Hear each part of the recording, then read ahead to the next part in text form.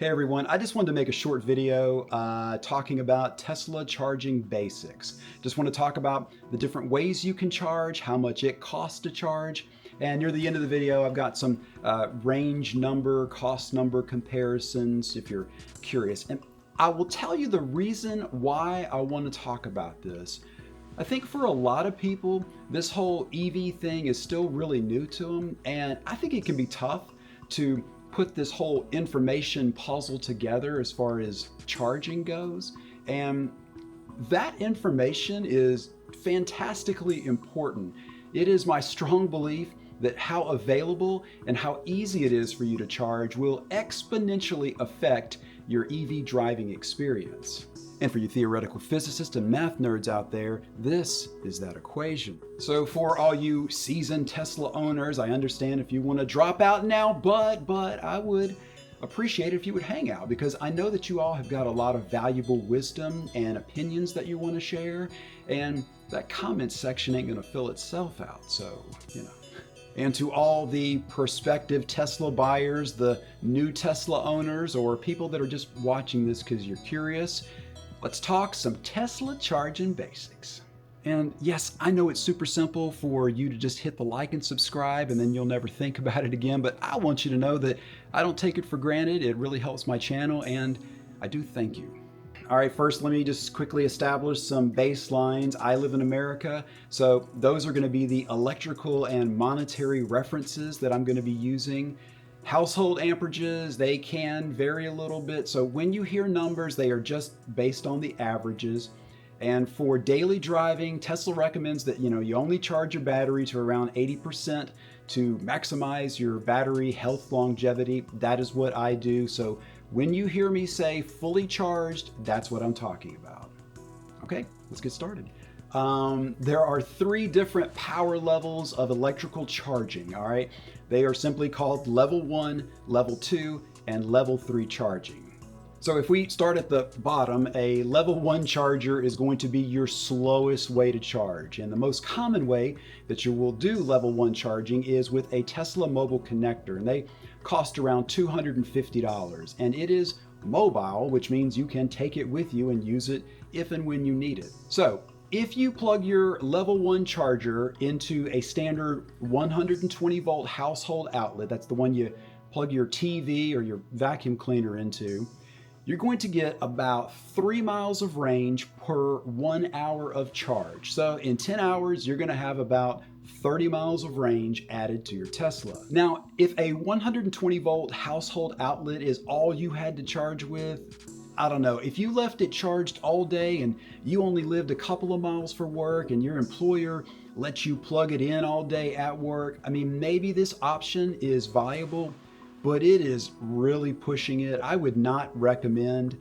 someone to use this as their primary charging path to follow. But what is realistic, if all you have is a level 1 mobile connector charger at your house, would be to plug it into a 240 volt household outlet. That's the one you plug your dryer into. And with that, you're going to get around 30 miles of range per 1 hour of charge. So in 10 hours, you're pretty much going to have your Tesla fully charged. And honestly, to maximize the potential of what your EV driving experience should be, remember that equation? This is really the baseline minimum of where you need to be. So this is a realistic charging path for you to follow. All right, next we're going to move on to level 2 charging. And this is probably where the vast majority of Tesla owners who own a home are going to fall, myself included. For level 2 charging, you're going to use a Tesla wall connector, and these cost about $580. Now, this is going to be permanently installed on a wall, most likely in your garage.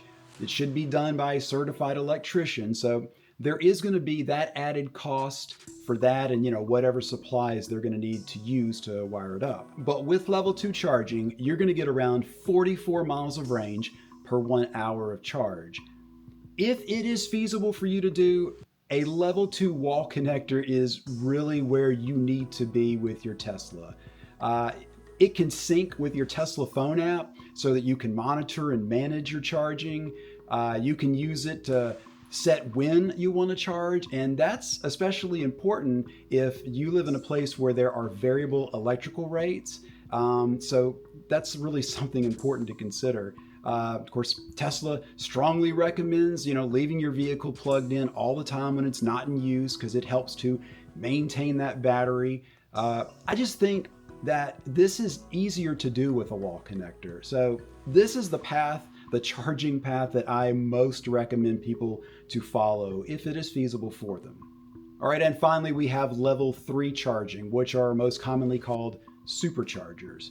And you're going to find Tesla superchargers in some places like gas stations, maybe malls. They can really vary on how powerful they are. Some are from 50 kilowatt hours and some are 500 kilowatt hours. So it really depends on the power rating. You could get up to 100 to 250 miles of range in somewhere between 15 to 45 minutes. These are obviously the fastest way to charge, and they are the most expensive way to charge, so I'll be getting to that next. Okay, how much does it cost to charge? So electrical rates, they are going to vary throughout the country, but let me just tell you what I've experienced here in the US Southeast. And I'm going to be very conservatively rounding these numbers out just to make it super simple. For level 1 and 2 charging at our house, our home energy rates are 14 cents a kilowatt hour. So in EV terms, 1 kilowatt will get you 3 miles of range. So 300 miles of range is going to cost me about $14. Now for level 3 charging, superchargers will also vary greatly depending on where you charge and their electrical rates, and possibly even what time of day it is. So the last time that I used a supercharger, I was coming through Georgia, and it cost me 39 cents a kilowatt hour. So to put that in perspective, 300 miles of range at my home will cost me $14, but 300 miles of range at that supercharger cost me $39. So for my EV driving, superchargers are only something that we use on long distance trips. It would not be cost acceptable to me at that rate if superchargers were the only way that I could charge. And yes, there are some older Teslas out there that have that lifetime supercharger package attached to it, but I'll let you put that in your own charging equation. All right, now I just thought I would drop some of those extra numbers in here just because I was doing the numbers at the house. I've got an older F-150 truck that I use for towing boats and four-wheelers and dirt bikes and stuff. And until technology quantum leaps forward, I'm always going to have a gas-burning truck. That's just me. So I thought I would just do a gasoline to EV comparison just for fun. All right, so 1 gallon of gasoline, its energy equivalent is equal to 34 kilowatt hours, all right? And 34 kilowatt hours in an EV will get you 100 miles of range. So let's just use some rounded averages here, okay? Let's say that a modern era gas vehicle in 2024 will get 30 miles per gallon. My truck gets nowhere close to that, but let's just use 30 miles a gallon. So if a gallon of gasoline is $3, then 100 miles of gas range will cost me $10, okay? And charging at my house, 100 miles of electric range is going to cost me $4.60.